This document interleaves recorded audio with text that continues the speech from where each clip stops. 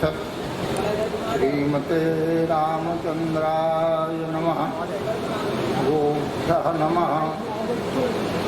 यया व्याप्तमिदं सर्वं जगति स्थावरजङ्गमं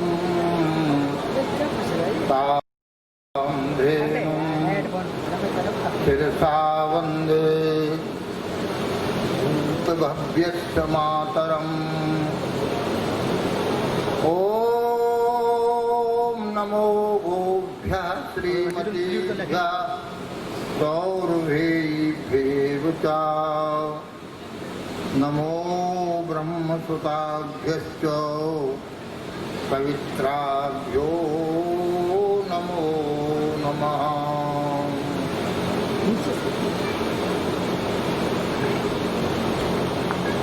नारायणं नमस्कृत्य नरं चैव नरोत्तमं देवीं सरस्वतीं व्यासं ततो जयमुदीरये। हरि हरि हरि हरि सुमरन करो। हरि चरणारविंद चित धरो। हरि जू की कथा होय नित जहाँ। गंगा जिक चल आवे तहाँ। यमुना और सरस्वती आवे। गोदावरी विलंब न लावे। सब तीरथ को बासो तहाँ। सूर हरि कथा होवे जहाँ। हरि हरि हरि हरि सुमरन करो। हरि चरणारविंद चित धरो। श्री राधा रमण हरि गोविंद जय जय। राधा रमण हरि गोविंद जय जय। गोविंद जय जय। गोपाल जय जय। गोविंद जय जय। गोपाल जय जय। श्री राधा रमण हरि गोविंद जय जय। श्री राधा रमण हरि गोविंद जय जय। श्री राम जय जय। रघुनाथ जय जय। श्री राम जय जय। रघुनाथ जय जय। सीतापति राम रघुनाथ जय जय। सीतापति राम रघुनाथ जय जय। गंगा की जय जय। यमुना की जय जय। गंगा की जय जय। यमुना की जय जय। सरस्वती त्रिवेणी की जय जय। सरस्वती त्रिवेणी की जय जय। गोविंद जय जय। गोपाल जय जय। भोले की जय जय, शंकर की जय जय, भोले की जय जय, शंकर की जय जय। उमापति शिव शंकर की जय जय, उमापति शिव शंकर की जय जय। गोविंद जय जय, गोपाल जय जय, श्री राधा रमण हरि गोविंद जय जय। जय गो माता जय गोपाल, भक्त बत्सल प्रभु दीन दयाल। जय गो माता जय गोपाल, भक्त बत्सल प्रभु दीन दयाल। जय गो माता जय गोपाल, भक्त बत्सल प्रभु दीन दयाल। जय गो माता जय गोपाल, भक्त बत्सल प्रभु दीन दयाल। बोलो भक्त वत्सल भगवान की जय, अखिल गोवंश की जय। पथमेड़ा नंदगांव गोधाम की जय, श्री जड़खोर गोधाम की जय।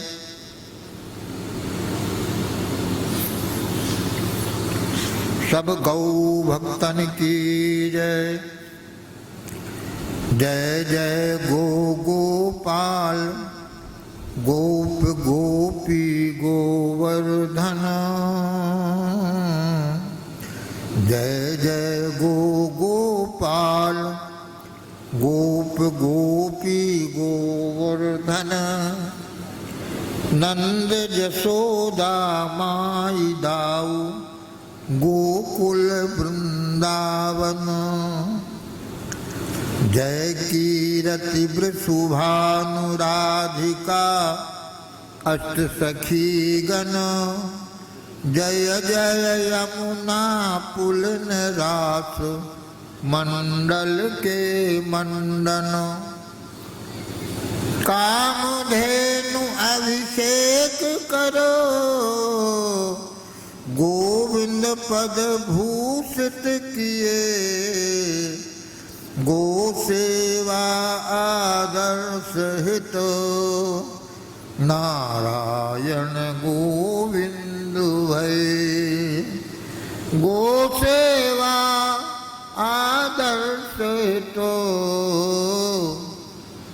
नारायण गोविंद भय। गो गोपाल गणेश गुरुदत्त शरण सिरनाय।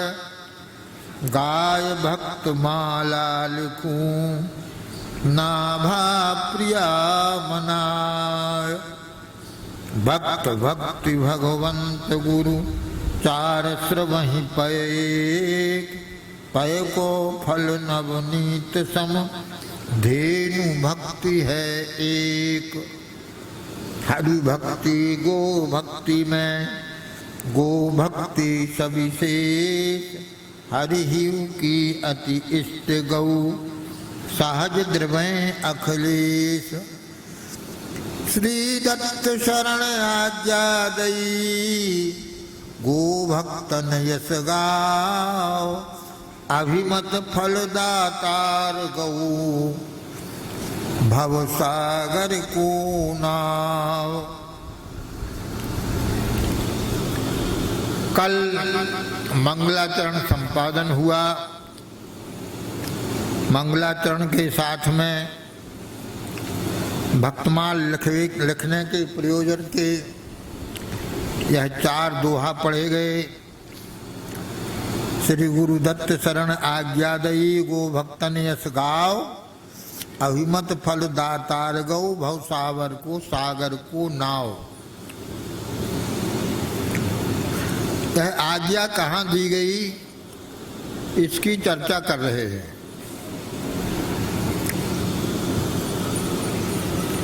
राजा राम धाम ओरछा में, ब्याह उत्सव में, प्रेम रस बरसो अनूप सुखदाई है।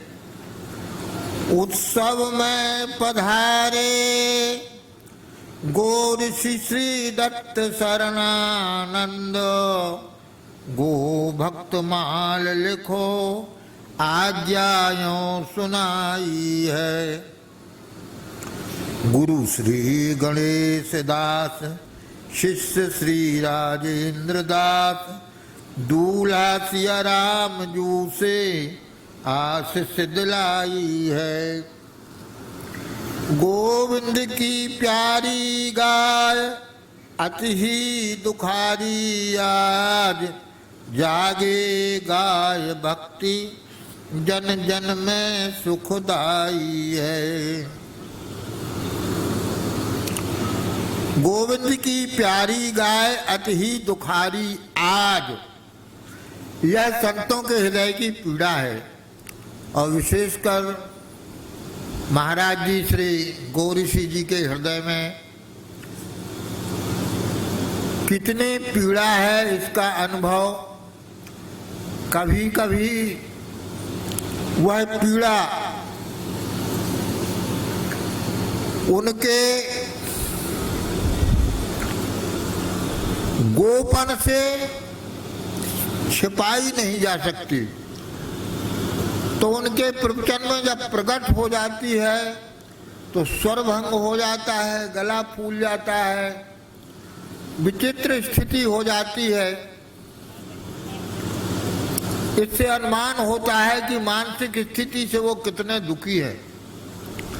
कोई भी हो, यदि उसके हृदय में गो प्रेम नहीं है तो उनको उससे कुछ नहीं लेना देना, चाहे वो भगवान हो और चाहे वो कोई भी हो।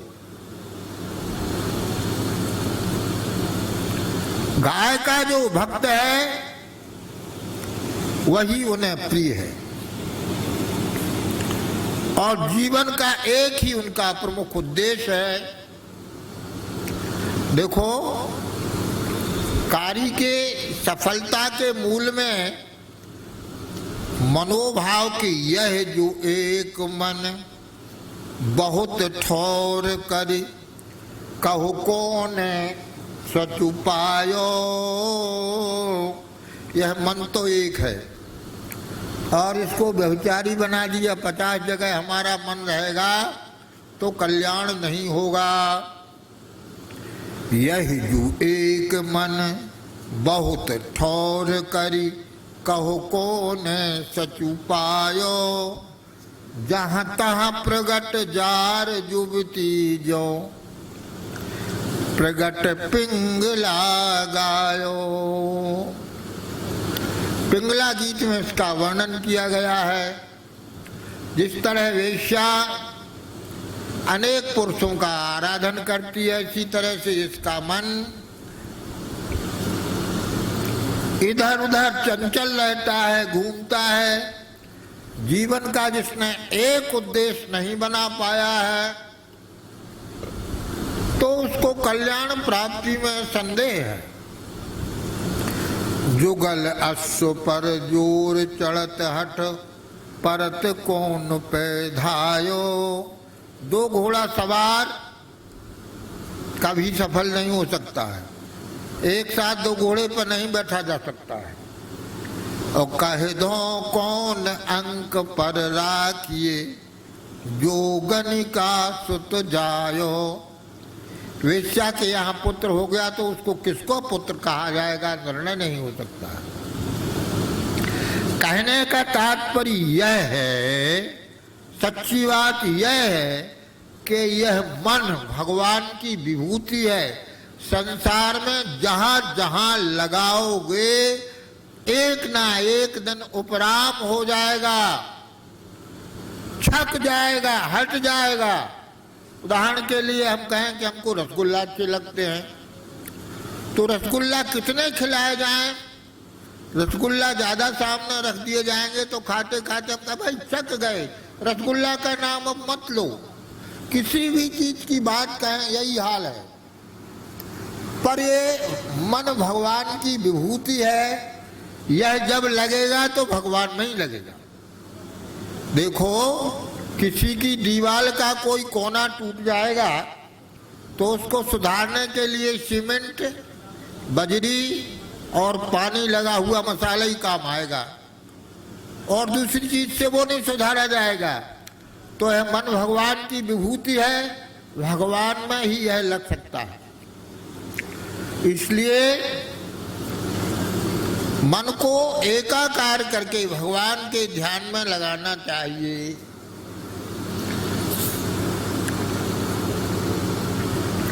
महाभारत में आपने एक दृश्य देखा होगा, द्रोणाचार्य ने कौरवों, पांडवों सभी लोगों को शिक्षा दी, और शिक्षा देने के बाद में उनका परीक्षा लेने का विचार हुआ। तो उन्होंने क्या किया कि एक पेड़ के ऊपर एक कृत्रिम बनावटी चिड़िया को रखा।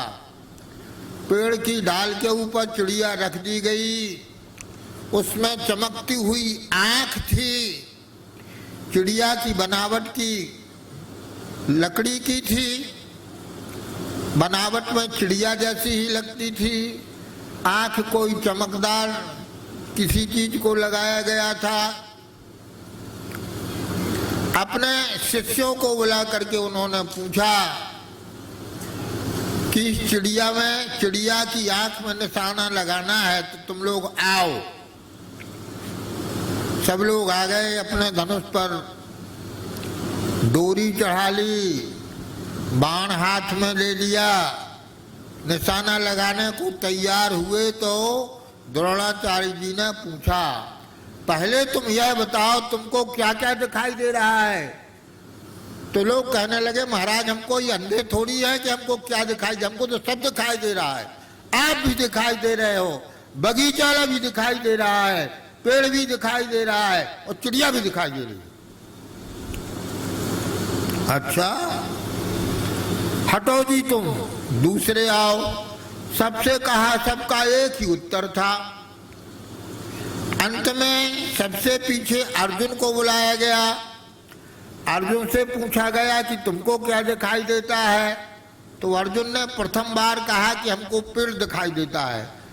तो द्रोणाचार्य जी ने पूछा, पेड़ दिखाई दे रहा है? बोले नहीं नहीं महाराज, पेड़ दिखाई नहीं दे रहा है, हमको केवल चिड़िया दिखाई दे रही है। फिर पूछा, चिड़िया दिखाई दे रही है? बोले नहीं महाराज, हमको अब चिड़िया भी दिखाई नहीं दे रही है। अच्छा, तो क्या दिखाई दे रहा है? कहा, केवल हमको चिड़िया की आंख दिखाई दे रही है, हमको केवल चिड़िया की आंख दिखाई दे रही है और कुछ दिखाई नहीं दे रहा है। प्रसन्न हो गए द्रोणाचार्य, कहा बाण मारो, और तुरंत बाण चिड़िया की आंख में लग गया। यह एक बहुत बड़ी शिक्षा है। जिसको केवल चिड़िया की आंख दिखाई देती है उसके कार्य में सफलता का संदेह नहीं है, और जिसको सब दिखाई देता है तो देखते रह जाओ, निशाना सही नहीं बैठेगा। मैं ये बात पक्के विश्वास के साथ कहता हूं, आप सच्चे हृदय से भगवान की स्तुति प्रार्थना करें तो वह व्यर्थ नहीं जाएगी। एक बार में सही निशाना घला तो घल गया, नहीं तो 50 बार घालो, सब तुक्का है, खाली जाएंगे। मन की एकाग्रता बहुत आवश्यक है। तो महात्माओं की भाषा कुछ अटपटी जरूर होती है, लेकिन उसमें केवल परमार्थ समाया रहता है। उनके विचार से, उनकी वाणी में सदा परमार्थ ही प्रकट होता है। सामान्य लोग उनकी भाषा को नहीं समझ सकते। उदाहरण स्वरूप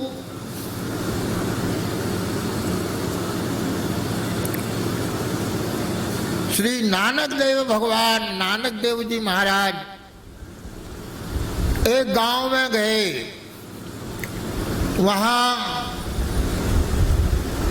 लोगों को बड़ी प्रसन्नता हुई, सत्संग लाभ हुआ, बहुत सुख मिला, बहुत आनंद आया। नानक देव जी चलने लगे तो सब लोग रोने लग गए। महाराज, बड़ा सुख मिला आपके सत्संग से, हम लोगों का जीवन कृतार्थ हो गया, और सत्संग की सेवा सुख दीजिए। परमहंस जी महाराज को ठीक से आसन दो। गुरु नानक देव जी को सबने बड़ा प्रेम दिया।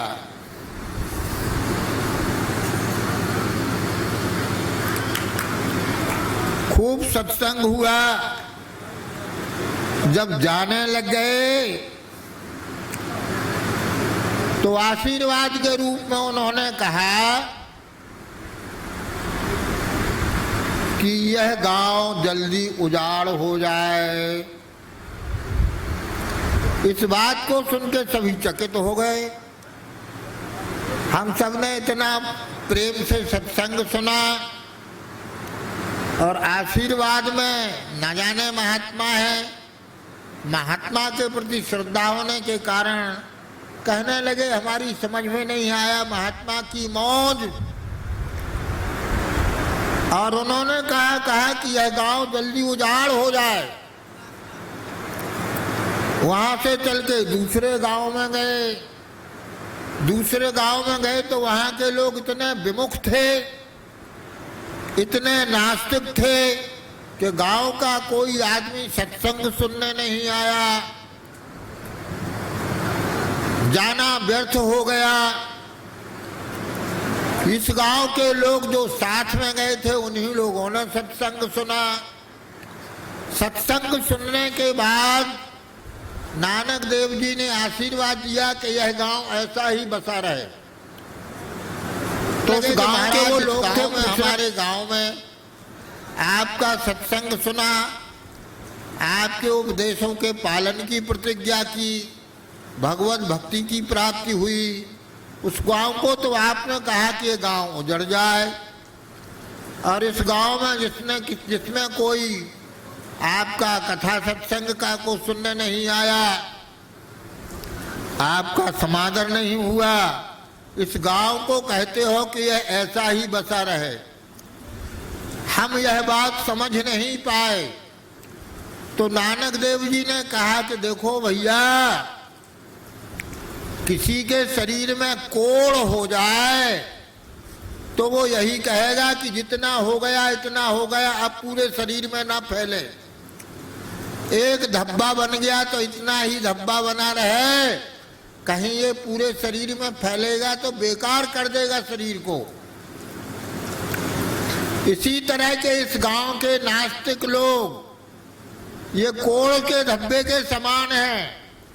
जहां जाएंगे वहां कोढ़ जैसा नास्तिकता का रोग फैलाएंगे। और जिस गांव में हम गए, हमारे सत्संग को सुना, उस गांव के लोग जहां जहां उजड़ जाएंगे तो जहां जहां जाके बसेंगे, वहां भक्ति का प्रचार करेंगे, सत्संग का प्रचार करेंगे। तो पारमार्थिक दृष्टि से हमने यह आशीर्वाद दिया है। हमारा मुख्य उद्देश्य यही है कि भगवान की भक्ति का प्रचार प्रसार सारे संसार में हो। ये महात्माओं की गूढ़ भाषा है। इसी तरह से मन जब तक भगवान में एकाकार नहीं हो जाता है, तब तक हमको भगवान की कृपा प्राप्त नहीं होती है। तो राजा राम धाम और छामे ब्याह उत्सव में, प्रेम रस बरसो अनूप सुखदाई है। बुंदेलखंड में झांसी से 10-12 किलोमीटर दूरी पर ओरछा धाम है। सच्ची बात तो यह है कि झांसी कोई शहर नहीं था, ओरछा के लोग ही आकर के झांसी में बस गए और ओरछा का किला भी, झांसी का किला भी ओरछा के महाराज का बनाया हुआ है। ओरछा तीर्थ प्राचीन तीर्थ है, तुंगारण्य प्रसिद्ध है, बेत्रवती गंगा बहती है। वृत्तासुर भक्त का नाम सुना होगा आपने, तो वृत्तासुर गंगा उसका नाम है। वृत्तासुर कुंड से वह बेत्रवती जी निकली है और पद्म पुराण में बड़ी भारी गंगा जी जैसी उनकी महिमा वर्णन की गई है। बेत्रवती के कंकड़ों को शंकर जैसा कहा गया है। बेत्रवती के स्नान को यहाँ कहा गया है कि कलयुग में बेत्रवती गंगा हो जाएगी, जब गंगा जी को भी लोग भूल जाएंगे। बेत्रवती पत्थरों से बह के आए, इसलिए बड़ा निर्मल जल है और बड़ी भारी महिमा है। एक राजा को कोष्ठ था, कोढ़ था, बेत्रवती में स्नान करने से उसका कोढ़ दूर हो गया। तो वहाँ तुंग ऋषि निवास करते थे। पांडव लोग जब वनवास में थे तो उन्होंने तुंगारण्य में निवास किया और ऋषियों के सहयोग से यज्ञ भी किया। पुराणों में वहाँ की महिमा का गायन हुआ है। इसके पहले श्री रुद्र प्रताप जी महाराज, वह गढ़कुड़ार में उनकी राजधानी थी। गढ़कुड़ार ऐसा किला है, ऐसा विचित्र किला है कि उसमें कोई घुस जाए तो बाहर नहीं निकल सकता है, ऐसी विचित्र बनावट है। गढ़कुड़ार के जब पास में पहुंच जाओ तब पता पड़ता है कि यह है किला। इस तरह का विचित्र किला है। पर वहां भी मुगलों ने अधिक परेशान किया। तो रुद्र प्रताप जी परम धार्मिक थे। उनको स्वप्न हुआ कि मैं तुंगारण्य में स्नान करने के लिए गया हूँ किसी पर्व पर, सोमवती अमावस्या पर। वहाँ पर एक महात्मा का दर्शन हुआ है। उन महात्मा ने हमको आशीर्वाद दिया है और कहा है कि यहाँ पर तुम किला बनाओ। ब्रह्म मुहूर्त का स्वप्न था। उन्होंने जाकर के इस स्वप्न को अपने गुरुजी को सुनाया। परम भागवत थे। तो उन्होंने कहा, राजन, ब्रह्म मुहूर्त का स्वप्न सत्य होता है, सद्यः फलदायी होता है। आपका विचार ओरछा धाम की यात्रा का था, तो आप ओरछा बेत्रवती में स्नान करने के लिए पधारें। तो महाराज रुद्र प्रताप बेत्रवती में स्नान करने के लिए तुंगारण्य में गए। वहाँ पर एक प्राचीन ऋषि रहते थे, नाम उनका हमको स्मरण नहीं है। तो ऋषि के आश्रम में जाकर के महाराज रुद्र प्रताप ने प्रणाम किया और कहा, महाराज, हम सूर्यवंशी क्षत्रिय हैं। सूर्यवंशी राजाओं का व्रत है कि गौ ब्राह्मण की रक्षा करना। हम आपके चरणों में प्रणाम करके एक ही वरदान मांग रहे हैं कि हमारा जीवन गौ ब्राह्मण की रक्षा में ही व्यतीत हो, हमारा शरीर गौ ब्राह्मण की रक्षा करते करते ही छूटे। ऋषि बहुत प्रसन्न हो गए। बोले, राजन, आपने कोई सांसारिक वरदान नहीं मांगा, परमार्थ की बात कही, तो मैं आशीर्वाद देता हूं कि तुम्हारा शरीर गो रक्षा करते करते ही छूटेगा और तुम्हारी अगली पीढ़ी में ऐसा पुरुषार्थी तुम्हारा पौत्र होगा और ऐसी उसकी भक्ता रानी होगी कि ओरछाधीश श्री राम जी स्वयं यहाँ पर आएंगे और यह बड़ा भारी विश्व में प्रसिद्ध तीर्थ हो जाएगा। आशीर्वाद दिया। पुनः उन्होंने कहा कि यहाँ जम्बूला और बेत्रवती के संगम पर ये जो ऊंचा बहुत बड़ा टीला है, इसके ऊपर तुम दुर्ग का निर्माण करो, यहाँ पर मुगलों के अत्याचार से तुम्हारी रक्षा होगी। तब रुद्र प्रताप जी ने वहाँ किले का निर्माण किया और उत्सव मनाया। अब दो जगह पर राज्य था, इधर तो किला बन रहा था और वहाँ पुरानी राजधानी में गढ़कुड़ार में उनको जाना होता था। तो गढ़कुड़ार जा रहे थे, साथ में सेना भी थी, मंत्री भी थे, पर उनको अचानक गाय के डकराने की आवाज सुनी। रुद्र प्रताप जी के कानों में गाय के डकराने की आर्त स्वर को सुना तो बिना किसी को कुछ कहे उन्होंने तेजी से घोड़ा दौड़ाया और जाकर के वहां देखा कि सिंह एक गाय पर आक्रमण कर रहा है। तुरंत घोड़े से उछल करके तलवार हाथ में लेकर उन्होंने सिंह पर प्रहार किया। सिंह ने गाय को छोड़कर इसके ऊपर आक्रमण कर दिया और इनके शरीर को लोह लोहान कर दिया और इन्होंने सिंह का तलवार से अंत कर दिया। सिंह भी मर गया और सिंह ने इनको इस तरह से आहत हुआ कि रुद्र प्रताप का शरीर भी सिंह गाय की रक्षा में पूर्ण हुआ और गाय की रक्षा हो गई। इस दृश्य को देख करके आसमान से देवताओं ने फूलों की वर्षा की। रुद्र प्रताप को होश था तो रुद्र प्रताप ने कहा कि हमारा दिया हुआ वरदान सफल हुआ ऋषि का, हमारे मरने पर कोई आंसू ना बहाए, हमारा जीवन का उद्देश्य पूर्ण हो गया। हम जो चाहते थे, हमारे ही वंश में दिलीप हुए हैं जिन्होंने गाय को अपने शरीर को समर्पित किया था गाय की रक्षा को, वही व्रत हमने निभा करके अपने जीवन को सफल कर लिया। उसी का परिणाम है कि ओरछाधीश श्री राम राजा सरकार रानी कुंवर गणेश के राजा मधुकर शाह की रानी कुंवर गणेश अवधपुरी से ओरछा लाई अवध नरेश। सप्तधार सरजू बह नगर ओरछा धाम, फूलबाग नौ चौक में ब्राजे राजा राम।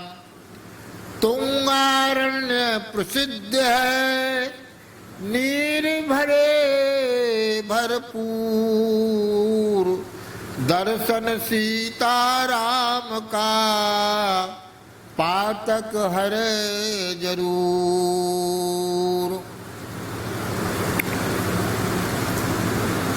हमने महाराज जी के द्वारा ऐसा सुना है,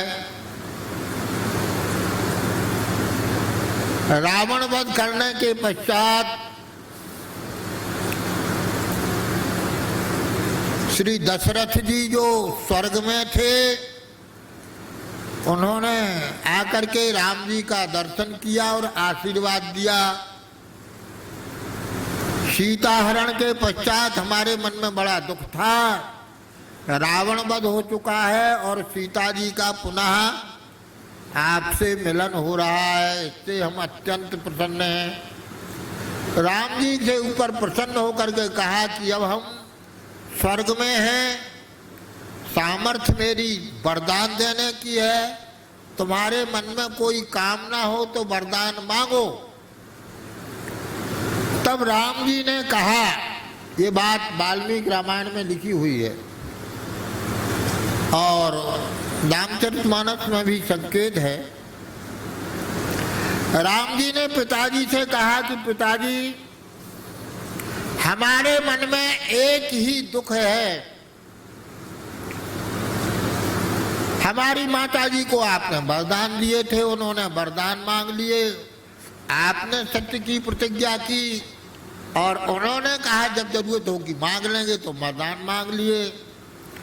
उस समय आपने रुष्ट होकर के कहा था कि कैकेयी अग्नि की साक्षी में, ऋषियों के साक्षी में मैंने जो तुम्हारा हाथ पकड़ के वरण किया था, आज मैं वो पत्नी का संबंध समाप्त करता हूँ, मैं मन से तुम्हारा त्याग करता हूँ,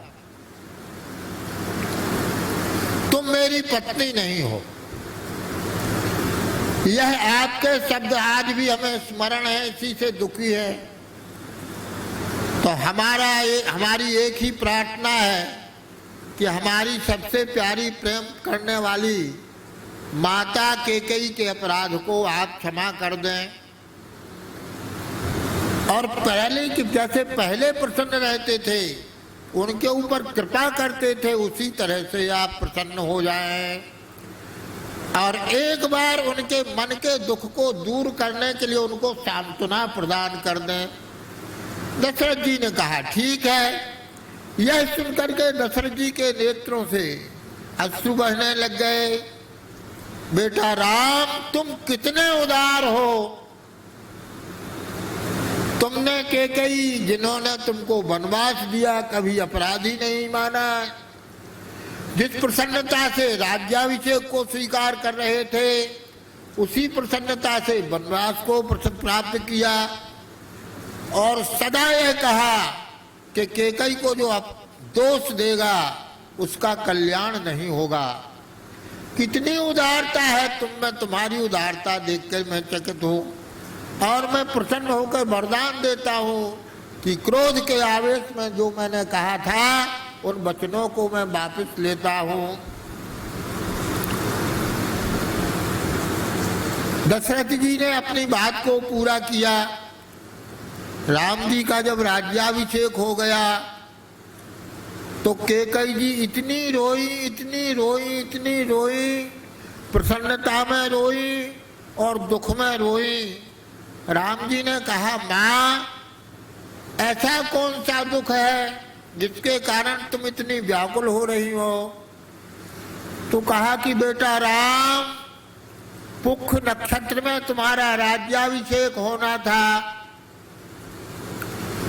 उस राज्याभिषेक की बड़ी जोर शोर से उत्साह से तैयारी थी, पर मैंने वरदान मांग करके तुमको वनवास दिलाया। वह पुख नक्षत्र आज मैं भूल नहीं पा रही हूँ। चित्रकूट में जाकर के मेरे हृदय में कितना संताप हुआ। मुझको लगता था कि ये धरती फट जाए, मैं धरती में समा जाऊं, और आज भी मेरे हृदय से यह दुख नहीं जा रहा है। मैंने चित्रकूट में मन में प्रतिज्ञा संकल्प किया था कि पुख नक्षत्र में ही मैं राम जी को राजगद्दी पर बैठा लूंगी, मैं बैठा लूंगी, तभी मेरे हृदय में संतोष होगा। राम जी ने कहा कि माता, आपका संकल्प पूरा ही हो रहा है, अब दुखी होने की क्या बात है? बोले नहीं बेटा, तुम्हारे समझाने से भी यह हमारे मन की पीड़ा शांत नहीं हो रही है। हमारे मन का संकल्प है कि एक बार मैं पुख नक्षत्र में आपको राज्याभिषेक करूं और राजा बना करके वात्सल्य प्रदान करूं। तो राम जी ने कहा कि माँ, अब तो यह संभव नहीं है। कलयुग में तुंगारण्य में तुंग ऋषि ने बड़ी तपस्या की है और वहाँ एक महात्मा ने वरदान दिया है। उनका वरदान पूरा करने के लिए रुद्र प्रताप के कुल में तीसरी पीढ़ी में मधुकर शाह महाराजा होंगे। वह परम भागवत होंगे। उनके गुरु श्री हरिराम व्यास जी होंगे और उन्होंने उनको भक्तों के सम्मान करने की, भक्तों की भक्ति करने का उपदेश किया। परम भागवत होंगे, परम भक्तों के भक्त होंगे। इतने बड़े भारी भक्त थे राजा मधुकर शाह जी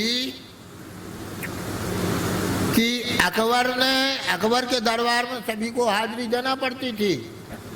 तो अकबर ने ऐलान किया था कि हमारे दरबार में कोई तिलक लगा के नहीं आ सकता है। कोई राजा तिलक लगा करके आएगा तो उसके तिलक उसका सिर कलम कर दिया जाएगा और तिलक को दाग दिया जाएगा। सारे राजा महाराजा भयभीत हो गए, पर मधुकर शाह महाराज ने अपने विश्वस्त सैनिकों को इकट्ठा किया और कहा कि मैं दिल्ली जा रहा हूं, और 4-6 सैनिकों से कहा विश्वस्त से कि आज बलिदान दिवस है, मैं बलिदान होने जा रहा हूं। इस तिलक की रक्षा के लिए मैं अपना सिर कटा दूंगा अथवा सिर धड़ से उसका अलग कर दूंगा, पर भय नहीं मानूंगा। और उस दिन उन्होंने पहले छोटा तिलक लगाते थे, नाक से लेकर ऊपर तक लंबा तिलक लगाया, मोटा तिलक लगाया, और अपने लोगों को लेकर के राजा अकबर के दरबार में पहुंचे। बड़े गर्व से सीना तान कर अकबर ने गरज के कहा, मधुकर साहब, क्या तुमको मेरी आज्ञा का पता नहीं है? मेरी हुक्मदूली करने का कैसे तुम्हारा साहस हुआ? जानते नहीं इसका क्या परिणाम होगा? सिर कलम कर दिया जाएगा। मधुकर शाह ने कहा कि महाराज, मैं आज अपने इस तिलक की कंठी की रक्षा करने के लिए तैयार बन के आया हूं। किसी की हिम्मत नहीं कि मेरे तिलक को, कंठी को हाथ लगा दे। हाथ लगाने के पहले हाथ गिरा दिया जाएगा और उसी का सिर कलम कर दिया जाएगा। मैं क्षत्रिय हूं, निर्भीक हूं, आप शहंशाह हैं, आपकी उचित आज्ञा का पालन होगा, पर मनमानी आज्ञा का पालन मैं नहीं कर पाऊंगा।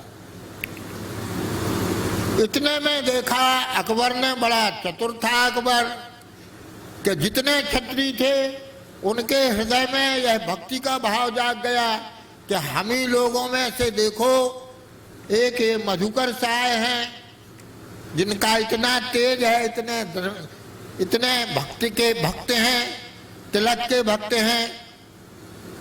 अपनी निष्ठा कही एक टेक, अपनी टेक के भक्त हैं। तो सबकी त्योरी बदली देखी, और मधुकर शाह के साथ में जो 4-6 सेवक थे उनकी आंख को देखा, चढ़ी आंख देख करके महाराज के हाथ में से तलवार की मूठ पकड़े देखा तो अकबर हंसने लग गया और कहने लगा कि मैं तो परीक्षा लेने के लिए नाटक किया था, वास्तव में यह देखना चाहता था कि सच्चा भक्त कौन है। धन्यवाद, वाह वाह वाह वाह वाह वाह। और मधुकर को उन्होंने शाह की उपाधि दी। आज से तुमको मधुकर शाह पुकारा जाएगा। तुम्हारा तिलक, यह टीकम तिलक, मधुकर शाही तिलक कर्म कहा जाएगा। और उसी नाम से टीकम को टीकमगढ़ बसाया गया। ऐसे थे मधुकर शाह। ओरछा के ब्राह्मणों ने देखा कि संतों का, वैष्णवों का ज्यादा समादर है, हम लोगों का आदर कम है। तो उन लोगों ने एक नाटक किया। निर्भय थे ब्राह्मण। उन्होंने क्या किया कि देखा कि राजा कभी भी कोई वैष्णव दिख जाए तो उसको साष्टांग दंडवत प्रणाम करता है, चरण प्रक्षालन करके चरणामृत लेता है, पूजन करता है। तो उन्होंने एक गधे को बड़ा बड़ा तिलक लगाया, गले में मोटे चंदन की, तुलसी की माला पहनाई और राम नामी उड़ा करके राज दरबार की तरफ हाँक दिया। महाराज ने जो ही उस गधे को तिलक लगाए हुए देखा तो धन्य धन्य कहने लगे, मैं कितना भाग्यशाली हूं। आज तक 2 पैर के संत देखे थे, हमारे राज्य में तो 4 पैर के भी संत हैं। तुरंत चरणों में लौट करके प्रणाम किया, चरणामृत लिया, पूजन किया, प्रणाम करके प्रदक्षिणा की, प्रसन्नता मानी। इस घटना से सभी ब्राह्मण कृतार्थ हो गए। महाराज से कहा कि हम लोगों ने यह किया। महाराज ने उन सबका उचित समादर किया। गुरु जी ने कहा कि हम यही भक्त इष्ट अति व्यास के, हमारे व्यास जी के जुगल किशोर भगवान इष्ट है, पर अति इष्ट जो है वो भक्त हैं। भक्तों की ही महिमा को उन्होंने स्वीकार किया है और मैं उनका शिष्य हूँ, मेरी भी यही निष्ठा है। राजा से कम नहीं थी रानी। भक्तमाल में रानी कुंवर गणेश की भक्ति का भी वर्णन आया है। रानी को जो पर्सनल व्यक्तिगत रूप से खर्चा करने के लिए धन मिलता था, उससे वह अपने महलों में संत सेवा करती थी, सत्संग का आयोजन करती थी, संतों का बड़ा समादर करती थी, संतों से पर्दा नहीं करती थी। एक बदमाश ने देखा कि इतनी बड़ी रकम कैसे हमारे हाथ में आ जाए, तो महात्मा का वेश बना करके वो चला गया। उसको तो धन की ही बात थी। रानी जितना धन प्राप्त होता था साधु सेवा में ही खर्च करती थी, तो खुला रख देती थी, किसी संत को सौंप देती थी, महाराज आप व्यवस्था बनाइए, यह धन का आप सदुपयोग कीजिए। तो वो बदमाश साधु वेशधारी गया और एकांत में रानी से कहने लगा कि वो धन कहाँ है।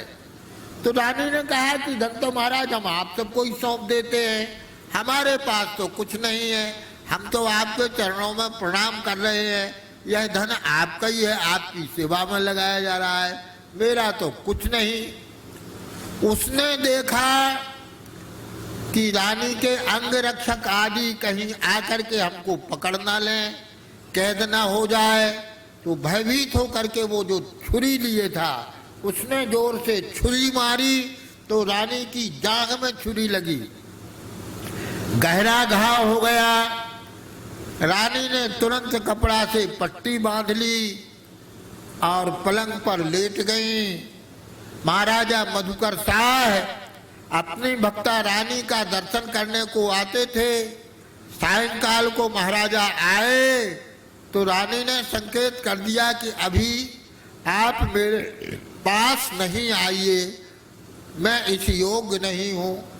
राजा ने विचार किया कि अपवित्र शरीर होगा, मासिक धर्म होगा, पर विचार करने लगे कि अभी मासिक धर्म का समय नहीं, क्या रहस्य है, कुछ हो, चले गए।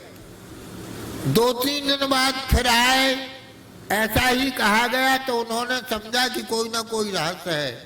तो रानी के पास आए और कहा कि देखो हमसे छिपाओ, पर्दा मत करो, सच्ची बात बताओ, आज तक आपने कभी कपट व्यवहार नहीं किया है, आज ऐसा क्यों कर रही हो। तो रानी ने कहा कि पहले आप प्रतिज्ञा करो कि हमारे महलों में संतों का आना जाना बंद नहीं करोगे, तब मैं सुनाऊंगी। तो उन्होंने कहा मैं प्रतिज्ञा करता हूँ, सुनाओ क्या बात है। तब उन्होंने अपनी जांघ खोल करके दिखाई। राजा ने चिकित्सा कराई। राजा ने लिखा है, भक्तमाल में लिखा है, राजा ने परकम्मा की रानी की और लौट करके दंडवत प्रणाम किया और कहा धन्यवाद है रानी, तुम हमसे बहुत आगे हो। तो रानी का मायका काशी था और रानी की माताजी रामानंदाचारी की शिष्य परंपरा में से हमको नाम याद नहीं आ रहा है, किसी की शिष्या थी, रामानंदाचारी की भक्ता थी। तो इनकी भी बचपन में उनका भी दीक्षा संस्कार हुआ था। इनकी राम उपासना थी और राजा की भगवान श्री कृष्ण की उपासना थी। श्रावण शुक्ल आया, तृतीया को झूलन महोत्सव होता है। राजा का नियम था प्रतिवर्ष झूलन महोत्सव देखने को। वृंदावन जाते थे। राजा वृंदावन गए, रानी से कहा तो रानी ने कहा कि अच्छा है, आप वृंदावन का झूलन महोत्सव देखें और मैं अयोध्या का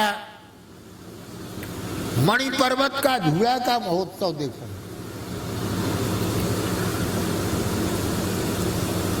श्रावण तीज को मणि पर्वत के पेड़ों पर झूला पड़ जाते हैं, सभी मंदिरों के ठाकुर जी वहां झूलते हैं, बड़ा भारी मेला उत्सव होता है। राजा ने व्यवस्था बना दी, राजा वृंदावन चले गए, रानी अयोध्या चली गई। श्रावण का महीना पूरा होने पर महाराज मधुकर साय लौट करके आ गए, लेकिन रानी कुंवर गणेश लौट करके नहीं आई। राजा रानी का बहुत प्रेम था, यह भक्ति का प्रेम था। दोनों मिलकर के भक्तों की गाथा कहते सुनते थे, भगवत चर्चा करते थे। रानी के बिना राजा को सूना सूना लग रहा था। राजा ने रानी के पास कई पत्र भेजे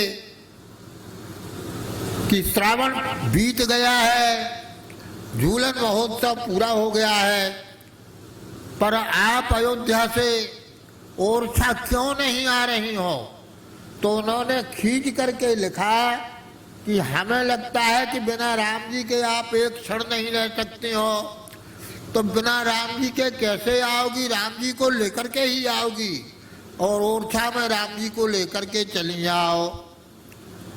यह पत्र पा करके रानी को लगा कि यह हमारे ऊपर उन्होंने एक आक्षेप तर्क किया है, टॉन्टिंग की है। रानी रोने लग गई, मैं तो दासी हूँ राम जी की, मैं उनसे यह आग्रह नहीं कर सकती कि अवध धाम त्याग करके आप ओरछा चले, यह मैं आग्रह नहीं कर सकती हूँ।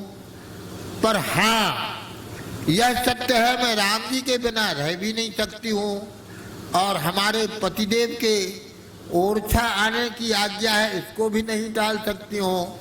इसलिए अच्छा होगा मैं अपने शरीर को बेत्रवत सरयू जी में ही विसर्जन कर दूं। ऐसा विचार करके उस स्थल को बताते हैं, लक्ष्मण किला के आसपास वो स्थल है जहाँ पर कि रानी सरयू जी में गहराई से उतर के चली गई, और जो ही उन्होंने जल में डुबकी लगाई कि राम जी गोद में आ गए, और राम जी गोद में आ गए तो उन्होंने कहा कि अरे यह क्या है। बाहर निकाल करके देखा तो इतने बड़े राम जी इतने हल्के हो गए, जैसे पुत्र के समान हो गए, लेकर के बाहर आए। राम जी ने स्पष्ट रूप से कहा, आप प्राण विसर्जन न करें, मैं आपके साथ ओरछा चलूंगा, पर एक मर्यादा में चलूंगा, पुख नक्षत्र में ही चलूंगा, और आपके मनोरथ को पूर्ण करने के लिए यह सुयोग बना है। आपने वरदान मांगा था कि पुख नक्षत्र में मैं राज सिंहासन पर बैठा लूं, तो उस पुख नक्षत्र में ही आपकी यात्रा हो। मैं पुख नक्षत्र में ही यात्रा करूंगा, और पुख नक्षत्र में मेरा राज्याभिषेक होगा। राजा के समान ही मेरा सलूट आदि दी जाएगी, सलामी दी जाएगी, आज भी दी जाती है। पूरे भारतवर्ष में किसी को सलामी नहीं दी जाती है। ओरछा में आज भी सरकारी मंदिर हो गया, फिर भी सलामी देने का नियम बना हुआ है। इस बात को सुनकर के राजा मधुकर शाह ने बड़ा विलक्षण विशाल मंदिर बनवाया। ऐसा मंदिर की शायद भारतवर्ष में ऐसा मंदिर नहीं देखने को मिलता। बड़ा विलक्षण मंदिर बनवाया। राम जी ने देखा, और मंदिर में किले में सामने से एक ऐसी खिड़की बनवाई कि वहां से हम राम जी का दर्शन कर सके। तो राम जी पहुंचे तो राम जी ने कहा कि हम ओरछा में भगवान बन करके नहीं आए हैं, ना हमको भगवान बनना है, और ना हमको चिरौंजी कहते हैं, चिनौती इसका भोग खा करके रहना है।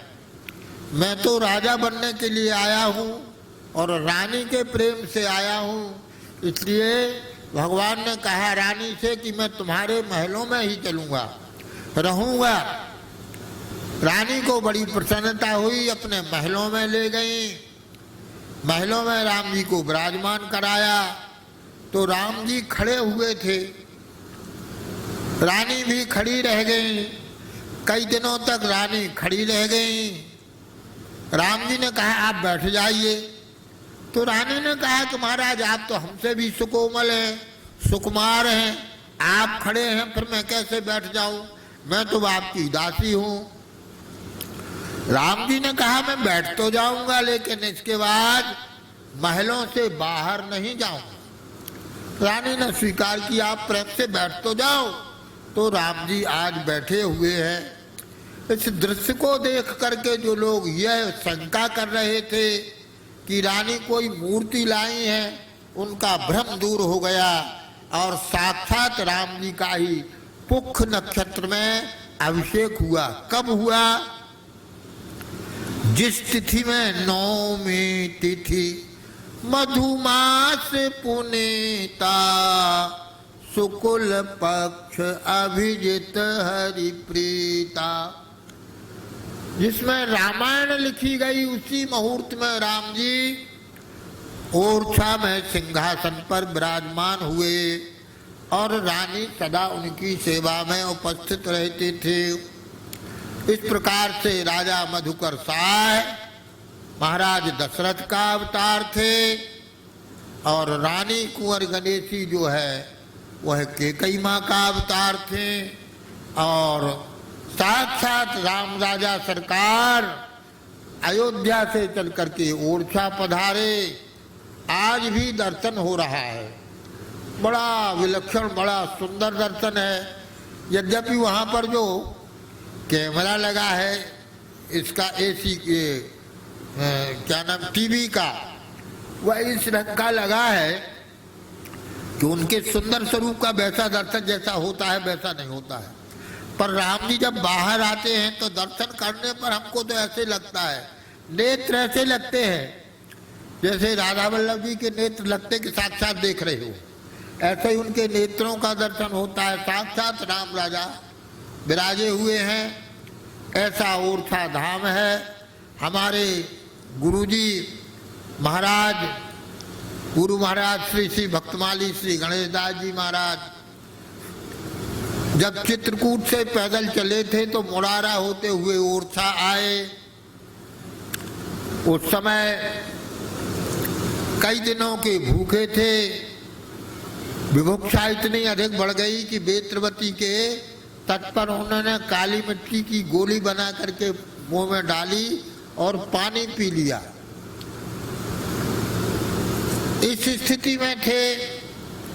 उसी समय एक सज्जन पंडित जी प्रकट हो गए। आकर के उन्होंने कहा कि महाराज आज एकादशी है, आप हमारे यहाँ फलाहार के लिए आमंत्रित हैं। तो कहा ठीक है महाराज। गुरुजी ने स्वीकार कर लिया। स्नान ध्यान आदि करने के पश्चात वो पंडित जी अपने घर ले गए। बड़ा दिव्य फलाहार कराया। फलाहार करने के बाद राम जी का दर्शन करते हुए महाराज पुनः बेत्रवती तट पर आ गए। कहाँ आ गए? जहाँ पर लंका के हनुमान जी का स्थान है, जो स्थान आज अपने आश्रम को ही मिल गया है, वहीं पर आकर के बेत्रवती तट पर आसन लगा ली। दूसरे दिन पुनः वह ब्राह्मण आ गए और कहा महाराज शास्त्र में मर्यादा है कि जो एकादशी के फलाहार को आमंत्रित करता है वह दूसरे दिन पारण भी कराता है, तो द्वादशी का पारण हमारे यहाँ आप कीजिए, आपको आमंत्रित कर रहा हूँ। महाराज जी ने स्वीकार किया और उनके साथ चले गए। बड़े प्रेम पूर्वक प्रसाद पवाया। प्रसाद पाने के बाद विचार किया कि मैं दर्शन करके अब प्रस्थान करूं। अयोध्या जाने का विचार था। तो जाते जाते राम राजा का दर्शन किया, फिर विचार किया कि एक बार उन पंडित जी से मिल लूं। उन्होंने अपना नाम राजा राम बताया था, तो राजा राम से मिलते हुए हम जाएं। तो खोजने लग गए, तो पूरे ओरछा, तब ओरछा थोड़ा ही छोटा ही सा था, पूरे ओरछा में उन्होंने खूब खोजा, लेकिन कहीं पर उनको उन पंडित जी का घर नहीं मिला। निराश हो गए, क्या बात है, यही हमने खोजा था पर यही नहीं मिल रहे हैं। आकर के पुजारी जी से प्रार्थना की कि पुजारी जी, ओरछा में राम राजा पंडित जी रहते हैं, हमें उनका दर्शन करना है, आप हमको उनके यहाँ का घर का पता बता दीजिए। मैं उनके यहाँ प्रसाद पाने गया था, पर पता नहीं कहाँ से भूल गया, उनका घर हमको नहीं मिल रहा है। तो पुजारी जी हंसने लगे। पुजारी जी का नाम शायद गब्दू पुजारी था। वो राम जी को साक्षात राम जी के साथ क्रीड़ा आदि करते थे, उनके लिए राम जी साक्षात थे। उन्होंने कहा कि महात्मा जी, वह राजा राम जी जिन्हें पंडित जी ने नाम बताया, उनका मैं पता और आवास बता रहा हूँ। आप सामने जिनका दर्शन कर रहे हैं, यही वो राम राजा है, राम राजा है, राजा राम जी पंडित जी यही है, और यही उनका घर है। और हमको स्वप्नादेश हुआ है कि एक सतपात ब्राह्मण चित्रकूट से चल करके यहाँ आए हैं। मैंने उनका स्वागत सत्कार किया है, उनको मेरे मंदिर में रोक लिया जाए, मंदिर में आश्रय दिया जाए, तो आप अब यहाँ मंदिर में रहिए। राम जी ने हमको स्वप्नादेश दिया है। यह सुनकर महाराज का रोमांच हो गया और मंदिर में रह करके वो झाड़ू पोंछा की सेवा करने लग गए।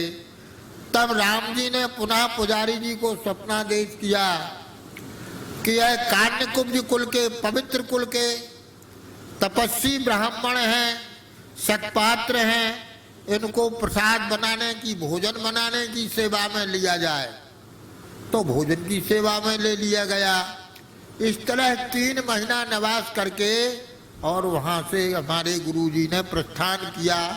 उस ओरछा क्षेत्र के प्रति गुरुजी की बड़ी भारी आत्मीयता थी। बस एक ही दुख उनको था कि ओरछा में होटल तो बहुत बन गए, पर कोई साधु सेवा के लिए आश्रम नहीं है। रात का जो दर्शन होता है 12 बजे तक, दिन में दर्शन होने के बाद में रात में जो दर्शन होता है तो वह 7-8 बजे के बाद होता है। तो अगर कोई महात्मा रुकना चाहे तो कहाँ रहेगा, क्या होगा। यहाँ कोई साधु सेवा कोई स्थान बन जाए जहाँ पर कोई रह जाए और जहाँ पर साधु की सेवा हो। ऐसा विचार करके उन्होंने आश्रम निर्माण का विचार किया। उनका वह संकल्प पूर्ण हुआ और अब और यहाँ पर महाराज जी छुदुके थे, वह स्थान भी आज मिल गया है। तो आज हमने ये ओरछा में बात आई तो ये हमने जो छप्पे पढ़ा है इसके संबंध में राजा राम धाम ओरछा में यह इसकी व्याख्या की है। अब एक कीर्तन के पश्चात और एक कीर्तन गाते हैं।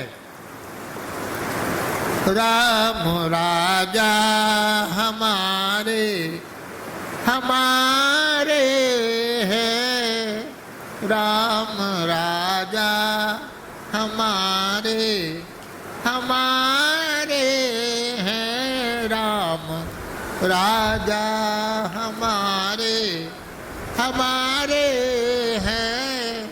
हम हैं उनके, वे हैं हमारे, हम हैं उनके, वे हैं हमारे, जैसे हैं तैसे तुम्हारे हैं राम राजा हमारे, हमारे हैं राम राजा हमारे। हम हैं प्रजा वे हैं राजा हमारे, हम हैं प्रजा वे हैं राजा हमारे। करुणा कृपा उर्धारे हैं राम राजा हमारे। माता पिता गुरु हमारे हैं राम राजा हमारे, हमारे हैं राम राजा हमारे। धन राजा मधुकर कुंवर गणेशी, धन राजा मधुकर कुंवरी गणेशी।